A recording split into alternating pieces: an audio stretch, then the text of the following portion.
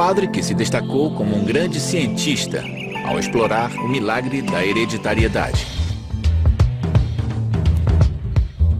Uma brilhante pesquisadora que teve seu trabalho totalmente ignorado por colegas homens até realizar uma descoberta revolucionária. Uma jornada fascinante para encontrar o ponto em comum das moléculas que definem a biologia da vida.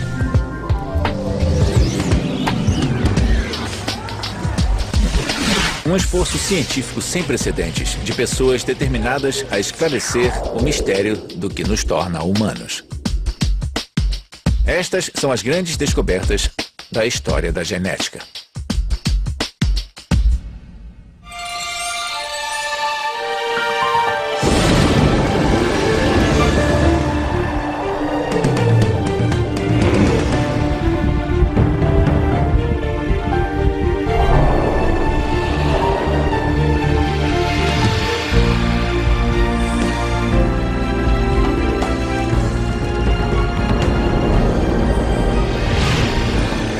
As 100 maiores descobertas da história.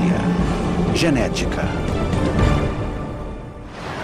Há quase 50 anos, este homem descobriu que eu sou irmão dele. Bill, essa não é uma das grandes descobertas. Não, é uma piada. Ah, uma piada. Jesus. Não, Jesus não. Genes. Quando somos concebidos, nós herdamos as características genéticas de nossos pais. Mas como essas características são transmitidas de uma geração para outra? Esta é nossa primeira grande descoberta. Leis da hereditariedade. Em meados do século XIX, um monge da ordem de Santo Agostinho chamado Gregor Mendel analisou a questão da herança biológica com uma série de experimentos. Mendel possuía uma mente naturalmente investigadora e um profundo amor pela natureza.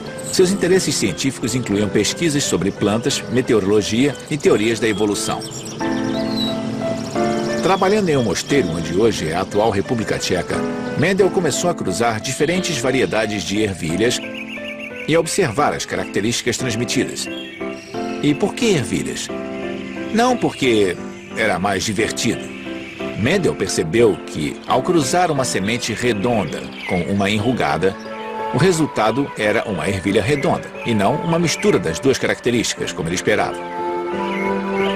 Mas ao cruzar essa ervilha redonda descendente, a combinação aparecia, e a segunda geração apresentava tanto sementes redondas como enrugadas. Ele continuou a fazer experiências tentando compreender que tipo de mecanismo biológico faria com que certas características desaparecessem na primeira geração e reaparecessem na segunda. Um dia, Mendel contou o número de ervilhas da segunda geração que apresentavam a característica das rugas. Exatamente 1/4 das ervilhas eram enrugadas.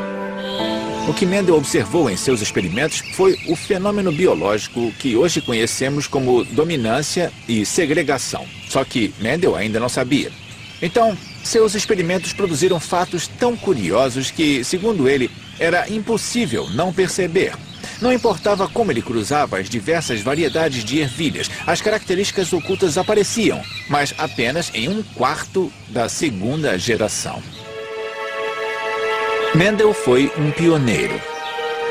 Pela primeira vez, ele pôde demonstrar que os traços de gerações sucessivas eram herdados em certas proporções numéricas. Em outras palavras, eram leis fixas da natureza que governavam a hereditariedade. Ao compreender a ideia, Mendel realizou a primeira grande descoberta da ciência genética. Cada característica herdada é decidida por um par do que ele chamou de fatores. Ele disse que cada pai contribui com um fator para cada característica.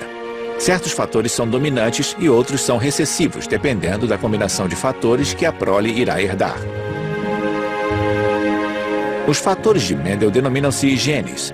O termo traço mendeliano é usado para descrever uma característica gerada por um único gene e que às vezes reaparece em 1/4 dos descendentes. Esta característica pode ser inofensiva, como sardas ou a habilidade de enrolar a língua. Mas também pode provocar doenças sérias, como a fibrose cística ou a doença de Tay-Sachs. E tudo isso veio do trabalho de um único homem com uma simples ervilha. E experimentos com outras espécies comuns produziram nossa próxima grande descoberta. Os genes estão localizados nos cromossomos. Esta é a Drosophila melanogaster, a mosca da fruta comum. Seu papel na pesquisa genética continua importante hoje como era há mais de um século. No início do século XX, cientistas começaram a reexaminar o trabalho de Mendel sobre traços herdados e em 1909, um botânico dinamarquês chamado Wilhelm Johannsen cunhou o termo genes para descrever os fatores de Mendel. Um dos pesquisadores desse novo campo, a genética, era Thomas Hunt Morgan, que trabalhava na Universidade de Colômbia como embriologista. Em seus primeiros trabalhos, Morgan criticava as concepções de Mendel sobre hereditariedade e também duvidava da teoria da seleção natural de Darwin. Mas só até Morgan começar a trabalhar com a Drosophila. Joseph Gall é biólogo celular da Carnegie Institution, em Baltimore, no estado de Maryland. Por que Morgan escolheu a mosca da fruta? O que aconteceu? Bem, eu acho que ele escolheu a mosca da fruta por várias razões. A principal delas era a rapidez de reprodução. Isso era muito importante. Outro fator importante é que uma mosca fêmea podia gerar centenas de descendentes. Então, em genética, é preciso ter muitos dados. Ou então ter muitas moscas, muitos indivíduos. Sem precisar esperar muito para obtê-los. Você pode ter muitas gerações por ano e milhares de descendentes. E ele tropeçou nelas ou elas vieram até ele? Bom, eu acho que ele pensou no que ele queria fazer e outras pessoas já faziam cruzamentos experimentais e, afinal, os cruzamentos ocorriam há séculos. Cruzamento de vacas, de ovelhas, cabras, trigo plantas. Então, havia muitos cruzamentos de animais e plantas acontecendo, mas para a ciência genética, ele percebeu que precisaria de muitos descendentes e rápido. A história conta que um dia, logo depois de Morgan começar os cruzamentos de drosófilas para seus experimentos, um impressionante mutante surgiu em seu laboratório. Uma mosca com olhos brancos bem distintos. Ele decidiu cruzar este macho com uma fêmea de olhos vermelhos comuns, curioso para ver como os descendentes iriam nascer. 2 semanas mais tarde, ele descobriu. Uma a uma, a primeira geração de moscas nasceu. Todas elas tinham olhos vermelhos. Pensando que os olhos brancos poderiam ser uma característica oculta, similar ao que Mendel havia observado, Morgan esperou para ver o que aconteceria na segunda geração. Como previsto, a característica pulou uma geração.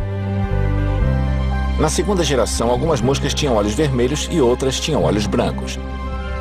Mas Morgan observou outro aspecto. Todas as moscas com olhos brancos eram machos.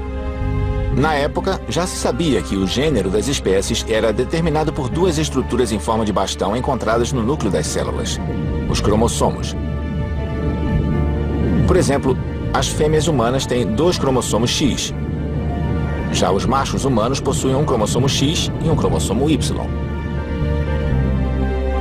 Morgan percebeu que o gene responsável pelos olhos brancos devia estar de alguma forma associado ao fato de que os machos têm apenas um cromossomo X. Isso significava que nas fêmeas, o gene responsável pelos olhos vermelhos em um dos cromossomos X poderia estar se sobrepondo ao gene dos olhos brancos no outro cromossomo. Para provar esta hipótese, Morgan cruzou milhares de moscas da fruta e estudou os traços herdados. As observações de Morgan foram absolutamente fundamentais para toda a genética, porque ele e seus alunos mostraram que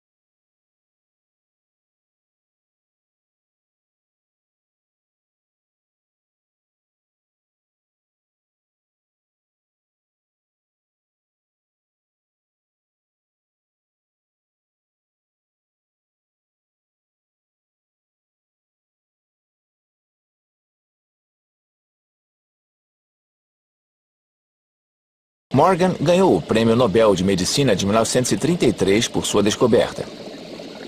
Foi o primeiro cientista a recebê-lo no campo da genética. Quanto à Drosophila melanogaster, graças à sua contribuição para o trabalho de Morgan, a mosquinha é respeitada como um dos animais mais básicos na ciência experimental. E seu legado nos leva à nossa próxima grande descoberta. Os genes controlam eventos bioquímicos. Um dos geneticistas que estudou a mosca das frutas juntamente com Morgan foi George Beadle. Trabalhando em Paris em 1935, Beadle encontrou evidências de que a característica herdada da cor dos olhos na Drosophila poderia ser o resultado de reações químicas de origem genética. Beadle continuou pesquisando na Universidade de Stanford com seu colega Edward Tatum. Para seus experimentos, Beadle e Tatum selecionaram outro organismo simples, Neurospora crassa, o bolor de pão.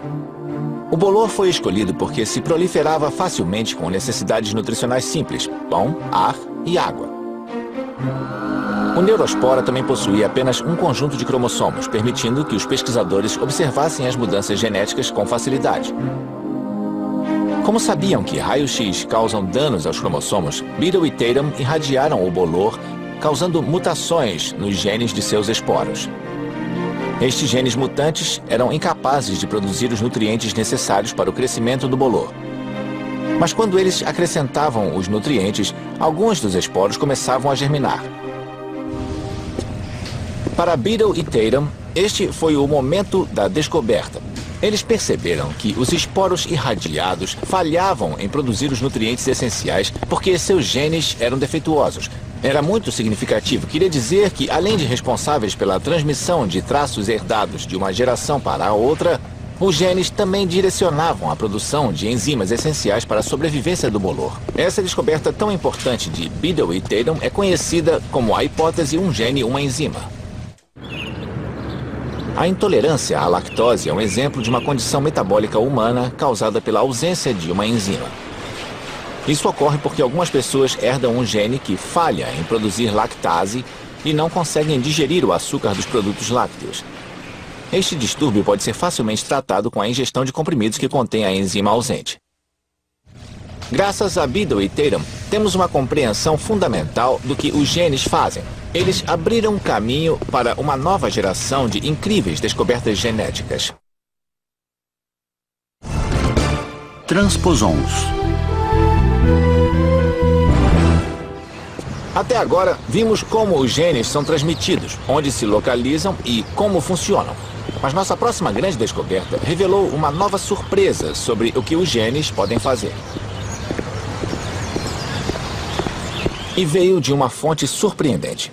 Conheça Barbara McClintock, uma mulher que se tornou uma das cientistas mais proeminentes do século XX. Para saber mais sobre McClintock, conversei com David Kirk, professor de biologia da Universidade de Washington, em St. Louis, no Missouri. Há muitas coisas que eu gostaria de perguntar, mas vamos começar com Barbara McClintock. Uma cientista fabulosa. É mesmo? Uma das melhores Ela do mundo. enfrentou muitos desafios, não é? Ah, com certeza. Em parte por ela ser brilhante demais em seu meio e também ter uma mente muito rápida. Ela sempre foi membro da academia, mas nunca lhe ofereceram um cargo acadêmico. Primeiro porque ela era uma mulher e segundo porque, como ela era muito mais brilhante do que qualquer um de seus colegas homens, muitas pessoas a temiam. Temiam sua inteligência. Em 1942, desencantada com a estagnação de sua carreira em genética, uma área dominada por homens, McClintock foi trabalhar no laboratório Cold Spring Harbor, em Nova York. Foi então que ela fez história. Trabalhando sozinha, ela decidiu estudar a genética do milho. Ela apresentava um interesse especial pelo mecanismo genético responsável pelo desenho singular dos grãos coloridos. Enquanto os estudava, McClintock começou a notar uma correlação entre a cor de um grão e a quebra que ocorria em um de seus cromossomos. As cores dos grãos correspondiam ao local onde se dava a quebra do cromossomo. Uma quebra no cromossomo ocorria, ela disse, quando um gene randomicamente saltava ou era transposto de um cromossomo para outro. Quando isso acontecia, se interrompia a atividade dos outros genes responsáveis pela produção do pigmento do grão.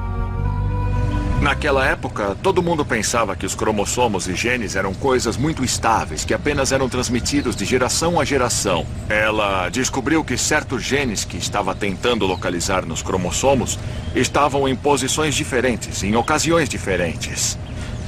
Em um pé de milho, ele estava em uma posição nos cromossomos. Em outro pé de milho, estava em uma outra posição diferente. Em uma terceira planta, ele podia estar em uma terceira posição. Como podia ser? Um único gene em lugares diferentes e plantas diferentes? Ela teve a percepção de que estes genes estavam saltando, indo de um lugar para outro, e isso foi uma coisa sem precedentes na época. Ela foi a primeira pessoa a ver o tipo de detalhe que está presente em cada cromossomo. Literalmente a primeira pessoa. Comparando a estrutura do cromossomo que havia visto em uma parte da planta com a aparência do grão de onde vinha a planta e a própria planta crescendo, ela começou a fazer essa associação contínua entre a estrutura cromossômica e o comportamento e desenvolvimento da planta. Então, ela pôde observar um cromossomo e prever a estrutura da planta quando adulta e depois plantar o grão de onde vinham os cromossomos. Ela também conseguia olhar para um único grão, ver os genes, ver os cromossomos. Ela observava os cromossomos e via a planta inteira. Ela era incrível. A descoberta dos transposons, ou elementos de transposição, causou muita evolução e revolução. Algumas mutações genéticas causadas por estes elementos estão ligadas ao câncer e outras doenças, mas eles também podem ser um mecanismo que leva os genes a se modificarem em resposta a mudanças no meio ambiente, estimulando a evolução das espécies. Hoje, sabemos que existem elementos de transposição nos genes de todos os seres vivos, desde as algas até os seres humanos. Um colega meu do pós-doutorado, que se chama Steve Miller, veio até aqui especificamente para tentar achar um transposon que pudesse fazer o que os de Barbara McClintock faziam no milho. Ele encontrou um, cujos saltos ele conseguia controlar. A transposição ocorria tão bem quando ele observava que ele lhe deu o nome de seu herói do basquete, Michael Jordan. Então, nós temos uma foto do Jordan enterrando uma alga Volvox no laboratório. É o sonho de todo jogador de basquete, não é? Jogar com algas. Apesar de Barbara McClintock nunca ter conquistado a fama de Michael Jordan, ela teve sua notoriedade ao apresentar seus achados em 1951 em um congresso do laboratório Cold Spring Harbor. Seu trabalho foi ignorado e rejeitado. A experiência foi tão amarga que ela nunca mais apresentou outra palestra ali, apesar de continuar trabalhando no laboratório até sua morte em 1992, aos 89 anos. Mas ela viveu bastante para ser reconhecida. 30 anos após sua descoberta pioneira, McClintock recebeu o Prêmio Nobel de Medicina em 1983. O DNA carrega um material genético. O laboratório Cold Spring Harbor também é o local da nossa próxima grande descoberta. Ela aconteceu aqui, em 1952. Os biólogos Alfred Hershey e Martha Chase estavam estudando os bacteriófagos, um vírus conhecido por infectar bactérias. Por meio de um processo chamado transformação, o vírus se apossa do mecanismo interno da bactéria e o obriga a produzir mais vírus. Os bacteriófagos consistem em dois componentes simples, uma capa proteica e, dentro dela, uma misteriosa substância que os cientistas conhecem há algumas décadas, chamada ácido desoxirribonucleico, ou DNA. Hershey e Chase queriam saber se era a proteína ou o DNA do vírus que carregava a informação genética. Usando duas substâncias radioativas, eles marcaram a proteína em um grupo de bacteriófagos e o DNA em um outro grupo. Depois, eles expuseram uma cultura de bactérias E. coli a estes vírus. Usando um liquidificador para separar as bactérias das capas proteicas virais, Hershey e Chase viram que a proteína radioativa não penetrava na parede bacteriana, mas que dentro da bactéria havia DNA radioativo. O DNA, e não a proteína, era capaz de controlar a célula hospedeira para produzir novos vírus. Foi uma descoberta extraordinária Graças a Hershey e Chase e a outros cientistas que abriram o caminho, de repente compreendemos a verdadeira identidade do DNA. Seu material genético é a base da vida. E tudo saiu de um liquidificador como este aqui. Hershey recebeu o Prêmio Nobel em 1969 por seu trabalho. Mas os experimentos de Hershey e Chase continuaram a inspirar uma nova era de pesquisa genética, começando com a nossa próxima grande descoberta. A dupla hélice. Em 1951, a estrutura química do DNA ainda era um grande enigma. Na Universidade de Cambridge, na Inglaterra, o biólogo James Watson e o físico Francis Crick trabalhavam para desvendar os segredos da molécula do DNA. E eles não estavam sozinhos.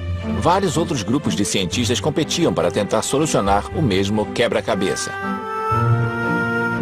Alguns fatos importantes sobre o DNA já eram conhecidos. Os cientistas sabiam, por exemplo, que o DNA era composto por 4 bases: adenina, citosina, guanina e timina. Eles também puderam chegar a algumas conclusões sobre sua estrutura por meio da cristalografia de raio-x. Esta técnica consiste em dirigir um feixe de raio-x através de uma molécula de DNA cristalizada, capturando uma imagem opaca de sua estrutura interna em uma placa fotográfica. Equipados com esta informação, somada ao conhecimento da estrutura química, Watson e Crick começaram a construir um modelo tridimensional do DNA. Eu quis uma disposição em que houvesse uma molécula grande e uma pequena. E, de algum modo, elas deviam formar ligações. Aqui está o A e aqui o T. E eu queria que este hidrogênio apontasse diretamente para este nitrogênio e consegui algo assim. Então ajustei o par para que este nitrogênio apontasse para este aqui. E ficou assim. Veja.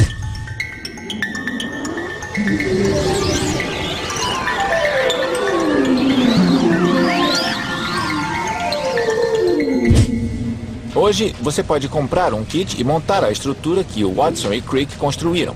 Mas nós estamos nos adiantando. Watson e Crick precisavam de mais dados. Com a ajuda do físico Maurice Wilkins, eles tiveram acesso a uma imagem de raio-x de uma molécula de DNA tirada por sua colega de pesquisa.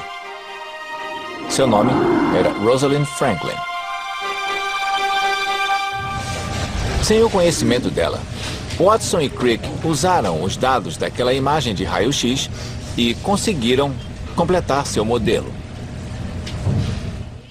Numa edição de 1953 da revista Nature, Watson e Crick revelaram sua incrível descoberta ao mundo.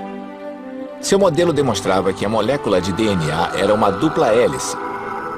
Os filamentos gêmeos eram compostos por pares de 4 bases conhecidas, interligadas por ligações de hidrogênio. Toda a estrutura serpenteava como uma escada em caracol e era capaz de se separar facilmente, fazendo cópias de si mesma com a mesma informação genética codificada. Watson e Crick haviam vencido a corrida. A descoberta da estrutura do DNA provocou uma revolução científica. Ela esclareceu as fundações moleculares e bioquímicas da vida de uma forma totalmente nova. Abriu portas para áreas de pesquisa em outras grandes descobertas que antes pareciam impossíveis. Para Watson e Crick, a descoberta da dupla hélice com a ajuda de Maurice Wilkins lhes valeu o Prêmio Nobel de 1962. E quanto à colega de Wilkins, Rosalind Franklin? Apesar de sua contribuição para a descoberta, ela não foi indicada ao Nobel de 62. As regras dizem que o prêmio só pode ser concedido a uma pessoa viva.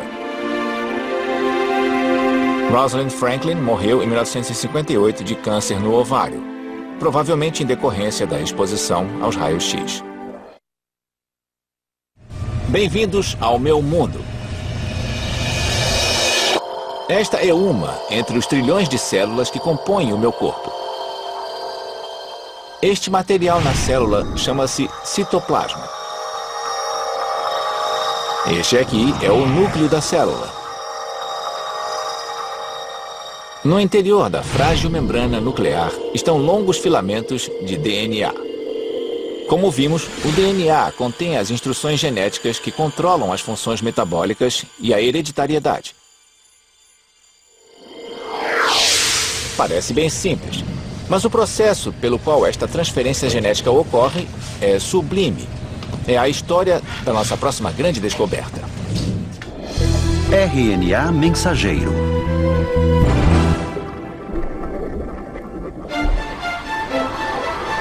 Anos antes de Watson e Crick definirem a estrutura do DNA, os cientistas sabiam que ele era responsável pela produção de proteínas que residem no citoplasma.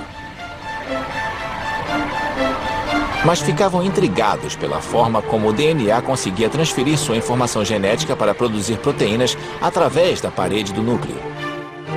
A resposta ao enigma chegou por meio do trabalho coletivo de vários cientistas. E como em muitas descobertas, esta começou com uma suposição baseada em observação. Aqui podemos ver a produção de proteína de uma célula em vermelho. Os cientistas descobriram que as células com alta produção de proteína continham uma grande quantidade de RNA, uma substância similar ao DNA, mas com apenas um filamento, e não dois. Isso levou os cientistas a se perguntarem se o RNA não estaria envolvido com o funcionamento das fábricas de proteína no citoplasma. Para descobrir, novamente os pesquisadores recorreram aos bacteriófagos. Eles verificaram que logo depois de o bacteriófago injetar seu DNA em uma bactéria, traços do RNA viral apareciam na célula hospedeira. E a produção de proteínas começava a aumentar. Este foi o momento da descoberta. Era um tipo especial de RNA, nunca antes detectado. Quando seu filamento único penetrava em uma das fábricas de proteína da célula, ele transmitia a mensagem para a produção de novas proteínas. Os cientistas o chamaram de RNA mensageiro.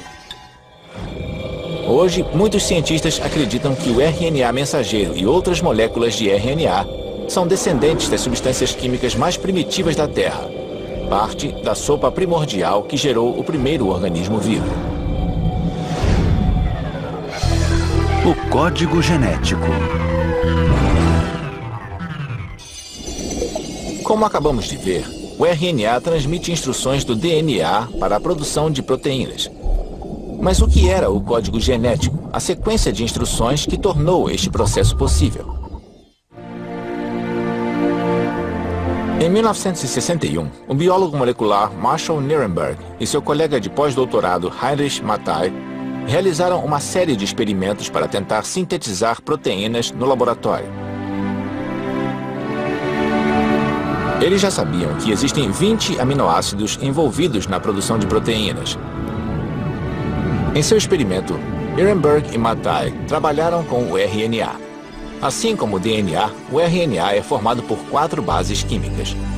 Em um momento de revelação, eles descobriram que quando 3 das bases se alinhavam em uma sequência específica chamada códon, um aminoácido específico era gerado.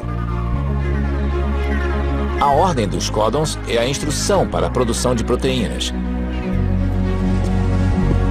Hoje, Marshall Nirenberg é cientista pesquisador dos Institutos Nacionais de Saúde dos Estados Unidos. O que isso significa para mim, um cidadão que paga impostos? Bom, isso significa que o RNA é transcrito do DNA. O DNA é copiado dentro do RNA e o RNA contém a informação que determina a sequência de aminoácidos e proteínas. Então, o que você herda dos seus pais é a sequência de letras do DNA. Essa sequência determina como você sintetiza, como você produz todos os tipos diferentes de proteínas necessárias à vida. Elas me formam. Formam a você, formam a mim. A descoberta de Nirenberg e Mattei foi o primeiro vislumbre do código genético. Uma espiada no vocabulário secreto codificado em cada molécula de DNA, tornando-a capaz de instruir a síntese das proteínas. Nos 5 anos seguintes, Nirenberg conseguiu decifrar os 64 códons que abrangem todo o vocabulário do DNA. O código genético havia sido decifrado. E em 1968, a descoberta valeu a Marshall Nirenberg parte do Prêmio Nobel de Fisiologia e Medicina. Nós começamos em 1961 e deciframos o primeiro códon no mesmo ano, mas levamos 5 anos para decifrar todos os 64 códons. Quando você conhece a linguagem, pode usá-la de várias formas diferentes. Podemos sintetizar RNA mensageiro ou DNA e podemos ler, podemos traduzir, decifrar o DNA e a sequência de bases no DNA, todo o trabalho já realizado para decifrar o genoma humano e o genoma de outros organismos também. Tudo se baseia em conseguir traduzi-lo em proteína, aminoácidos e proteínas. E como foi fazer esta descoberta? Foi como entrar em uma loja de brinquedos. Podíamos fazer virtualmente qualquer coisa. Podíamos decifrar o código genético. Todos os seres vivos têm o mesmo código, não é? Isso. Existe um código que é usado por todo ser vivo neste planeta. E é a mesma... Basicamente, é sempre a mesma linguagem. E quando nós descobrimos isso, eu sabia de tudo. Tudo sobre Darwin, tudo sobre evolução. Mas isto causou um impacto muito grande. O que aconteceu? Eu olhei pela janela e vi árvores, vi flores, vi um esquilo. Todas as formas de vida deste planeta estão ligadas. Todos nós derivamos de um ancestral comum. E todos os corpos, todos falam a mesma língua. Isso teve um impacto profundo em mim. Enquanto Watson e Crick identificaram a estrutura do DNA, Nirenberg e Mathai revelaram como a sua estrutura funcionava. Enzimas de restrição. Os avanços que levaram algumas das descobertas que vimos poderiam nunca ter ocorrido sem estes organismos familiares, os bacteriófagos. E nossa próxima descoberta também dependeu deles. Durante décadas, acreditou-se que as bactérias eram completamente vulneráveis à invasão dos bacteriófagos. Mas na década de 1950, pesquisadores identificaram uma falha nesta visão. Na verdade, certos tipos de bactérias se mostraram resistentes à infecção por bacteriófagos. Como isso era possível? A primeira resposta foi fornecida em 1962 pelo microbiologista Werner Arbor. Ele descobriu que algumas bactérias possuíam enzimas que resistiam ao vírus, cortando seu DNA viral em pedaços. Isso impedia o vírus de dominar a bactéria. Elas foram chamadas de enzimas de restrição. Mas como funcionavam? Um dos cientistas que queriam desvendar este segredo era o microbiologista Hamilton Smith. Em 1972, trabalhando em seu laboratório, Smith cultivava bactérias e bacteriófagos juntos quando percebeu que o DNA do vírus estava se rompendo. Smith agiu com rapidez.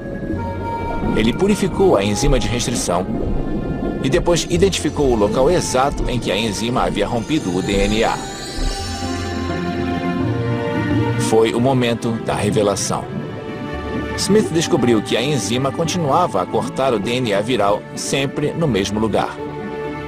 Ele havia descoberto a primeira enzima de restrição que agia no local específico. Com as enzimas de restrição, os cientistas agora contavam com um par de tesouros moleculares que podiam usar para cortar moléculas de DNA e virtualmente recriar a natureza. Isso foi muito importante. Hoje, a habilidade de manipular o DNA é uma das ferramentas básicas da engenharia genética, a chamada pesquisa de DNA recombinante. Desde a descoberta de Hamilton Smith, centenas de enzimas de restrição foram identificadas, e os cientistas estão usando DNA recombinante para um mundo de aplicações das quais dependemos. Desde a criação de medicamentos mais eficientes e baratos, até a produção de insulina humana para os milhões de diabéticos em todo o mundo que precisam de sua dose diária.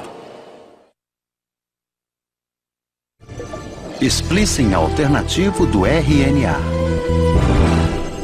Com a descoberta do RNA mensageiro, os cientistas desvendaram o processo em que o DNA comunica instruções para a produção de proteínas no citoplasma.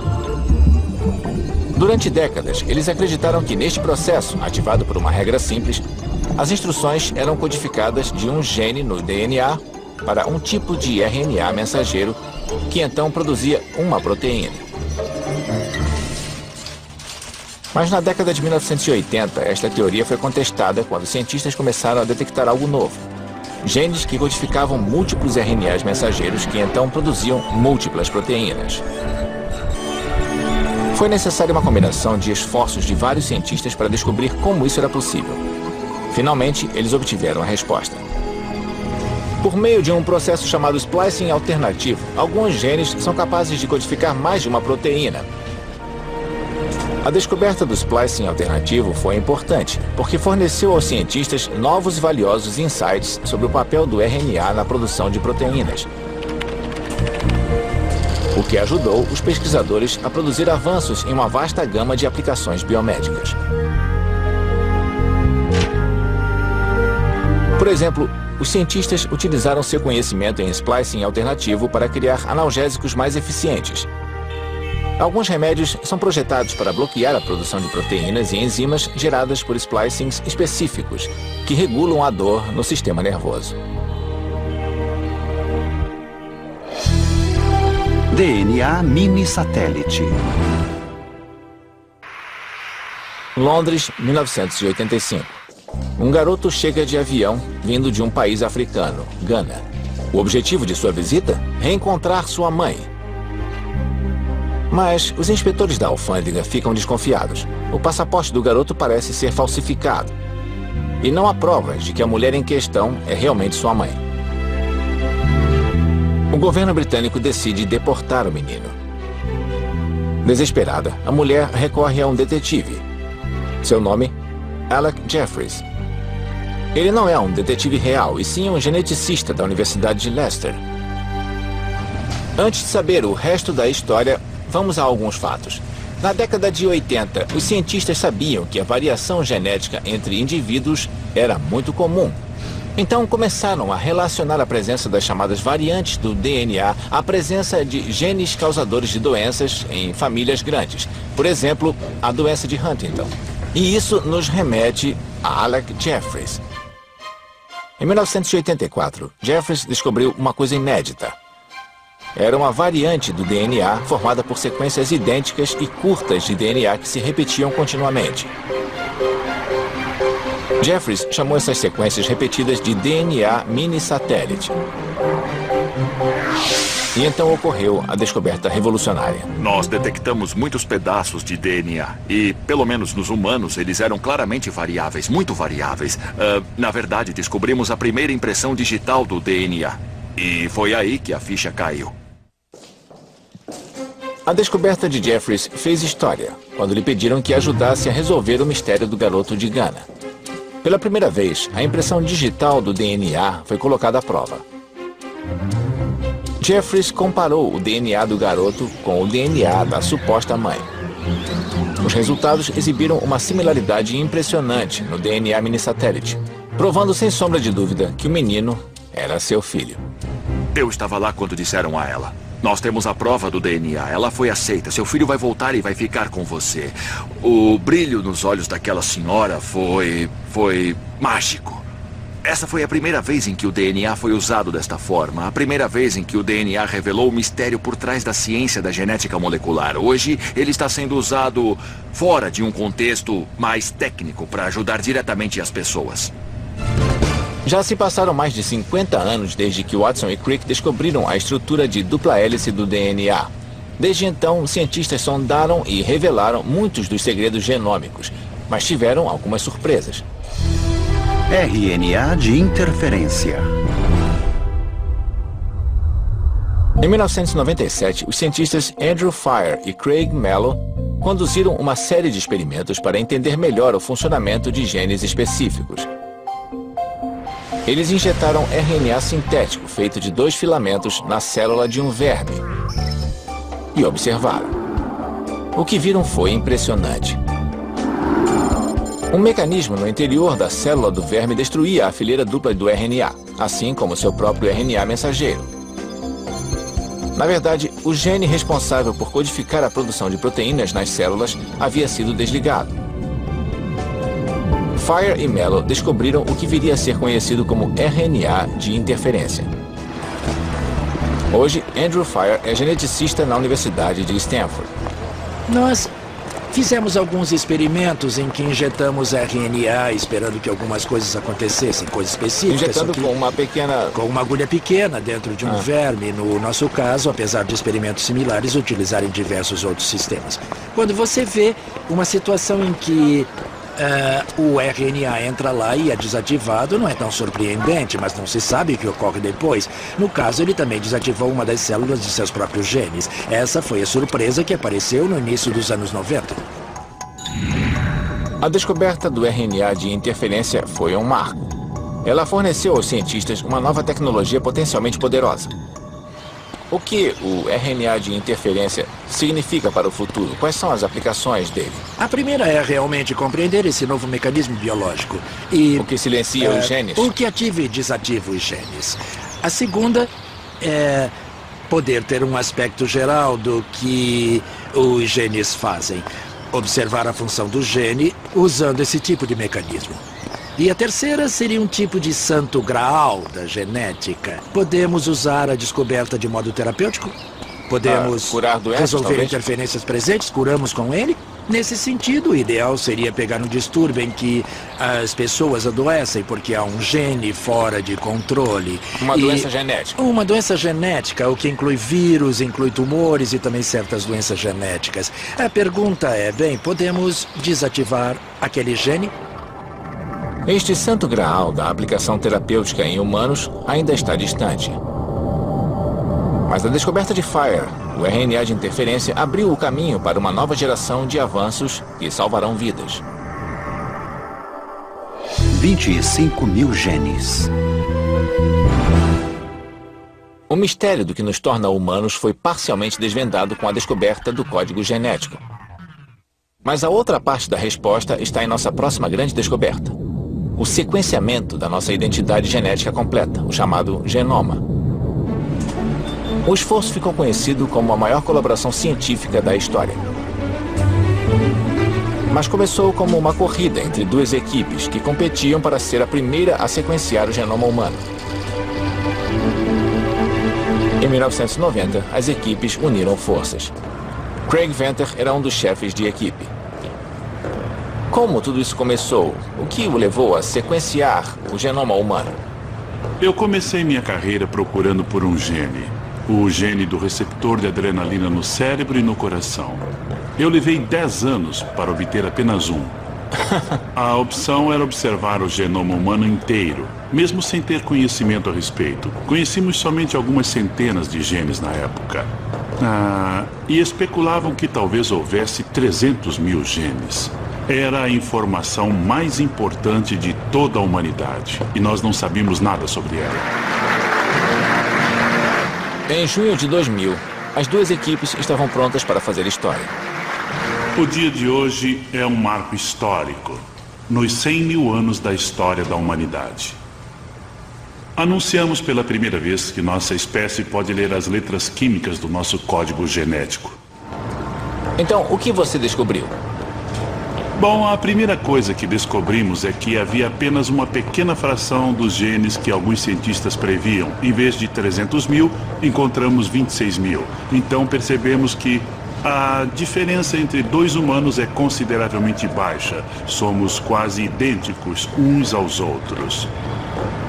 Depois sequenciamos o genoma de outros mamíferos. Sequenciamos o meu poodle, o shadow, e obtivemos o genoma canino, o genoma de espécies diferentes de rato. Agora estamos fazendo o genoma de um macaco. Descobrimos que todos os mamíferos compartilham a maioria dos genes na mesma ordem, os mesmos grupos de genes. Eles apenas se movem de um cromossomo para outro. E para onde todo esse sequenciamento vai nos levar? Bom, eu afirmo desde o início que ele estabelece uma base inteiramente nova para a ciência. As pessoas esperam curas milagrosas e acho que há um certo exagero nisso. Mas eu levei uma década para descobrir um gene receptor de adrenalina. Foi onde tudo começou, não é? Isso mesmo. Agora, qualquer cientista, qualquer estudante do mundo que tem acesso à internet pode fazer esta mesma descoberta de uma década em 5 segundos ou menos. E ainda nem sabemos as funções da maioria dos genes. Então, nós fundamos uma nova base ao dispor esta informação. Nós já conhecemos a estrutura dos genes. Agora podemos estudar sua função. Isso já está mudando a nossa visão da evolução pela semelhança entre os genomas de todos os mamíferos. Os genomas de bactérias e plantas já têm impacto sobre a medicina. Já temos novos diagnósticos, entendemos a complexidade dos genes associados às características humanas e doenças. Isso será um enorme desafio para o futuro. Bom, o que vocês sentiram quando o seu grupo terminou o sequenciamento? Como foi esse momento? Quando concluímos e terminamos de escrever o artigo que descrevia o genoma pela primeira vez, foi um dos momentos mais gratificantes que já tive em minha vida. Foi uma satisfação incrível para toda a nossa equipe que tentou contribuir com toda a história da humanidade. É difícil de acreditar que da descoberta das leis da hereditariedade de Gregor Mendel ao sequenciamento completo do genoma humano passaram-se apenas 150 anos. Graças a algumas das grandes descobertas da história da ciência, tivemos tempo para entender alguns dos maiores segredos da vida. E também os laços genéticos que nos ligam a todos os organismos vivos. Isso inclui você, irmão. Obrigado, Bill. Não. Acho que eu é que tenho que agradecer por você ter vindo até aqui para fazer uma pequena descoberta. Versão brasileira Vox Mundi.